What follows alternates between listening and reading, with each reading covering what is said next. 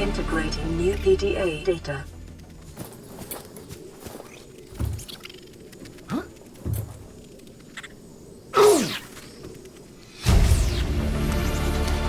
Integrating new PDA data.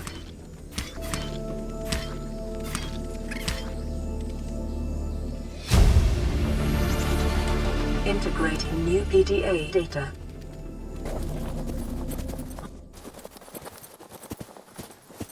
Signal location uploaded to PDA. Integrating new PDA data.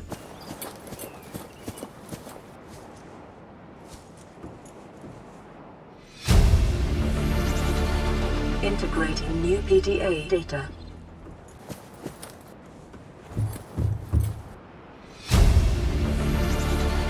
Integrating new PDA data.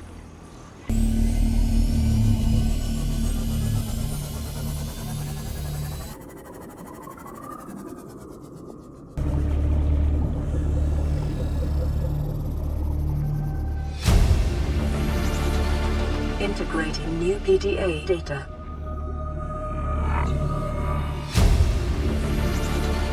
Integrating new PDA data.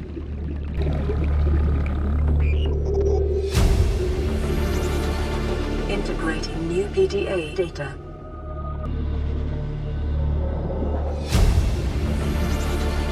Integrating new PDA data.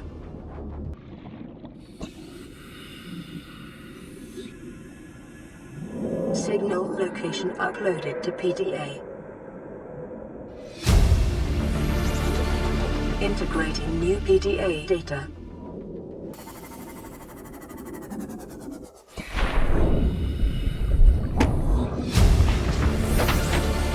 Integrating new PDA data.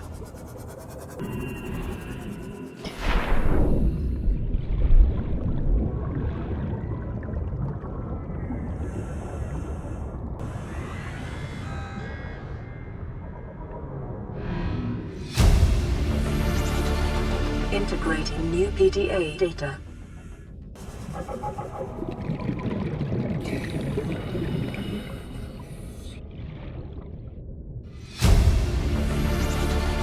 Integrating new PDA data.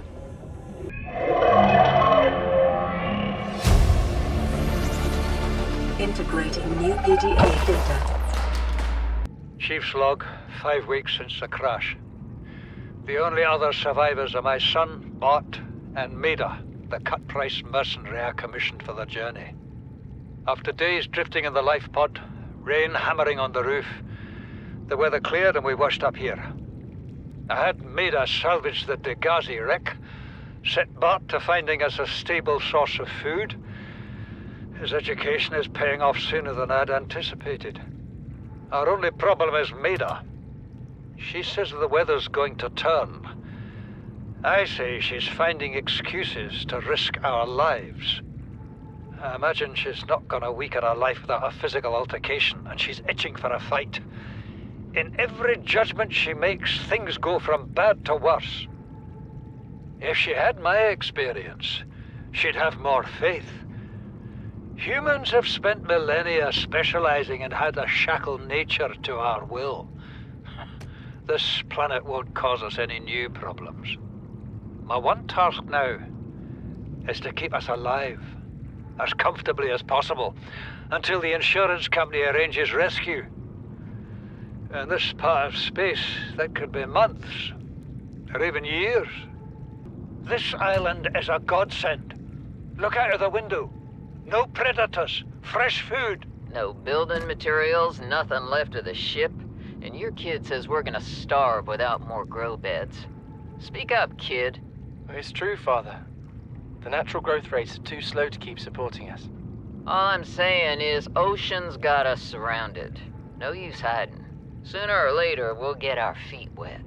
The rest of your life may have been a fight, Maida, but I've made my decision. You want to forfeit your emergency pay to take a swim? Go ahead. Believe me, I'm thinking on it. Son, I said wait for the storm to pass. Your life's more valuable to me than a plant patch. You stopped being in charge when the ship you were captaining sunk. I'll stop being in charge when you take charge of yourself. Say, Chief. Chief, What? you know how to drain those grow beds of 40 tons of stormwater? Or how to conjure food from the air? I know how to prioritize. I'm just saying, if that's so, what's your boy's life worth to you today? If tomorrow you're gonna be so hungry you start wondering what he tastes like. Let him go deal with the plants. Son, go deal with the plants. Bard, Torgal has disembarked the habitat. Interfere with my family again, and when rescue arrives, I will leave you here. Do you understand me? No rescue coming, Chief. Not in time. And no staying here neither. This rain keeps falling, sooner or later this place will be buried. Only choice we got is whether to get buried with it. You see, Chief, you brought us to this sodden planet. Told us we'd see a lush payday. Now what do we got some 6 weeks later? A dead crew, a habitat that's half buried, food washed away. I suppose the executive decisions would be better left to someone with your extensive experience of hitting people in the face. I know enough not to take unscheduled detours to uncharted planets. That's something you don't want to learn the hard way. Easy to judge a decision in hindsight. Harder to come up with a plan of your own. Got one already. We take what we can carry and hunker down in a cave somewhere. I scouted a site, a couple 100 meters deep, lots of metal deposits. How do you imagine we'd live?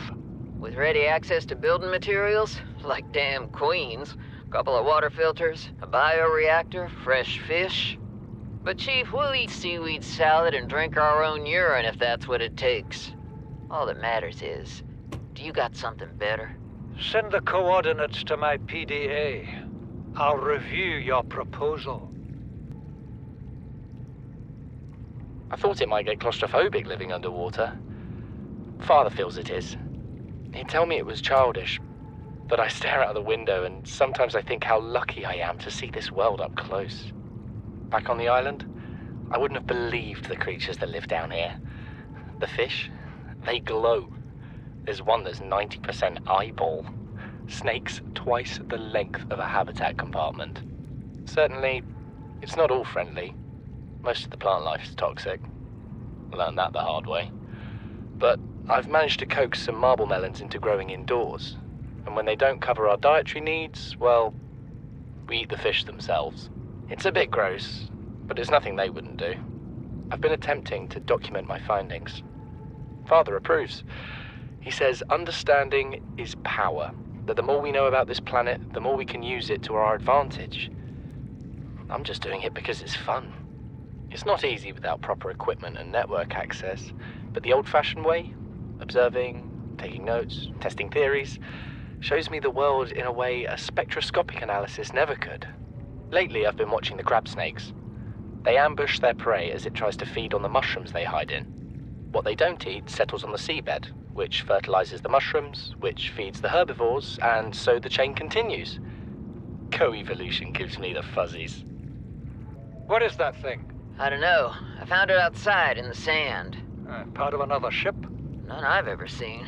It's not even scratched. Don't fool around with it. It might be worth something. Stand down, Chief. If it were gonna crumble to dust, it would have done so when I picked it up. It's glowing. We're not the first people to come to this planet. People. Maybe. Could be aliens. Could be the damn sea monsters for all we know. One thing for sure, we ain't gonna find out by staying here. Something incredible just happened. Since we're down here, I had this plan to build equipment and study the life forms we were encountering, but I didn't have enough enameled glass. So, I started looking for a natural substrate that would strengthen the glass we have, and those stalker teeth we've been finding fit the bill. Only, well, we needed more. That's when Marguerite got interested. She actually listened to me, more than I can say for Father, and I worked up the courage to talk about my more tentative theories. When I told her they were attracted to metal deposits, that their teeth get dislodged when they pick them up, her eyes narrowed and she dashed out of the room. 3 hours later, she came back, her pack loaded down with stalker teeth. I asked her about it. She shrugged and said my theories were good. Said she had the meeting out of the palm of her hand. I think she meant it literally. She is incredible. She went out to the kelp forest armed with just a heat blade and went fin to fin with a pack of stalkers. On the one hand, that is the coolest thing I have ever heard. On the other, I hope the stalkers didn't come off worse than Marguerite did. She had a huge gash on her forearm. I don't think things went as smoothly as she made out. And what's the point in surviving here if we have to kill everything that makes it so wonderful? I wish I knew more about these animals, but Father won't let me leave the habitat. Maybe with all this glass, we could build a containment unit and get up close to them.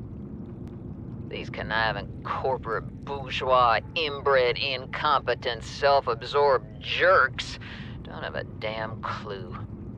The kid's not so bad. He's even useful.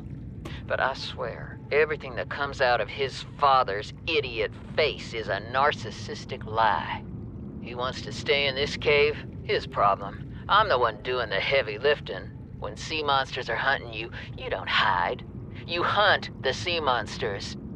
Then you build a bigger boat out of sea monster bones and you hunt bigger monsters. Keep going until there aren't any monsters left to hunt you. I'm going deeper. I'm gonna find what shot us down and I'm gonna tear its damn heart out. I've started the prep work. The kids taught me how to make enameled glass. I've started stockpiling metal ores to build myself a sea moth. I'll raid the indoor grow beds before I leave. Son, there is always a pecking order. And in our world, money makes a hierarchy. I pay Maida a fraction of what I pay you, and you a fraction of what I pay me. If money makes the hierarchy, why is Marguerite making the decisions? We need her. We let her think what she likes, so long as she does what she's told. What if she doesn't? For enough money, she will. People always do. We're already 200 meters below sea level. You want to go deeper? Look around us, Chief. Water leaking through the hull, water outside the hatch. We're drowning real slow. If rescue arrives, whatever shot us down, it's gonna do it again and again until it's shut off.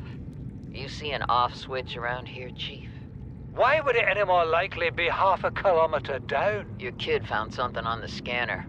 There's something down there. Something that shouldn't be. You're mad. I'm going all the same, and I've an idea you two are gonna follow. But if you do, be mindful. Your authority stopped at sea level. You know what Maida told me today? She wants to build a habitat 500 meters below sea level, more than a kilometer northeast of here. And she needs Bart and I to do it. She's got it into her head that she can save us if she just acts recklessly enough. But I've hauled Star Wars to Neptune, Plasteel to the Federation. This family operates 9 different mining colonies across the Ariadne Arm. Maida thinks she's better suited to lead. Her contract still says otherwise. But I just cannot damn well tell whether it's the stupidest idea I ever heard, or my only hope. I turned 80 years old last week. I thought I had another 80 in me, but marooned on this planet, there's no swapping out of my liver when the old one fails. Here, I'm mortal. And Maida is useful. So, it's my responsibility to make a decision. Return to the island and hope whatever knocked the Degasi out of the sky won't do the same to the rescue ship. Or take us deeper in search of answers. And all the while be hoping old age gets me before the sea monsters do. I'll give Maida just one thing. She was right about these caves. There's enough lithium there to fabricate 100 tons of plasteel. Enough for a damn fleet of Cyclops submarines. There was nothing anyone could have done to avoid crashing here. But I was right to order the detour. If we get off this planet, they'll be talking about the Torgal share price on the other side of the Federation. Please, stop fighting and listen. We're sick. What? How? You've been coughing, right? Feeling itchy? Blisters? Yeah. The biometrics would have warned us if we were sick. It's something new. It's not in the database. Come on, then. What's it gonna do? Turn us inside out? Dissolve us into jelly? It's an alien bacteria. It's everywhere. Every organism on this planet. It's altering our genetic code. How are the creatures surviving if they're infected? I don't know yet. Want me to cut some of them open for you? Find out what makes them tick? No. Just tell me what you need, son. Materials, equipment. Just... Can I have some quiet? I need some time to think. Margaret, Maida has boarded the habitat. What are you so happy about, Maida? Say, kid, I brought you something. Is that a Leviathan outside? Towed it home on the back of the sub. You killed that thing? It's still breathing. I was about to finish the job, but I can stay and chat if you'd like. No? Then make yourself useful and pass me that hardened blade. Are you out of your mind? You brought that thing here? What if it's not as dead as it looks? What if others come? You prefer it got curious and came of its own accord, or got messed up and dragged here? When we get off this planet, I am going to drag you through every court in the damn Federation. I have had it with you risking our lives. Oh, stow it, Chief. The kid can't kill this disease without fish to study. I'm just bringing him home. What? Tell her. Tell her I'm right. You're both wrong. Marguerite, I can't find out how they resist the bacteria if you slaughter them all. It ain't always they oblige in coming in alive. He means you're being reckless. Father, the outcome's no better if we hole up in here and don't go outside. That we have to find a middle way. There is no compromise. Not while she's on my sea base. Your sea base? I'm going outside. Bart, Torgal has disembarked the habitat. Bart, come in. It's dangerous. Damn it, boy. I know you can hear me. Chief, get off the radio and put on your helmet. What? Brace!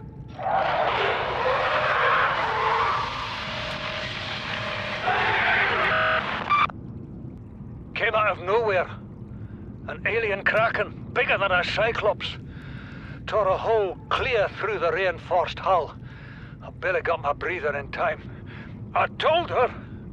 I said others would come. The rupture threw me clear of the habitat, and the monster turned and bore down on me. Just as its tentacles came within reach, Maida appeared out of nowhere. She had a sea glide in one hand, a jagged piece of scrap metal in the other. She meant to butcher that beast or die trying. The last I saw her, she had the metal lodged in its neck as the monster did its best to shake her, contorting off into the darkness. I'm certain she got her wish, one way or another. Then I thought I saw a light deep below me. I hoped maybe Bart had swum clear. I followed it. Now I wonder whether I saw anything at all. My oxygen is low. The habitat is gone. I can't see the sky. Something surely has the scent of my blood. This is the first time I've seen sunlight in months. After all that time in the deep, I'd been dreaming of it. Now that I'm back here, I'm finding it hard to enjoy alone. Father was right. We should never have left this place. We shouldn't have gone so deep. They do not want us down there. Despite my best efforts, ill health is taking hold of me. The visions are getting worse. Marguerite and Father are now part of the ecosystem of this incredible planet. It's reassuring to know that when I go, I'll join them. Until then, well, there's always the view.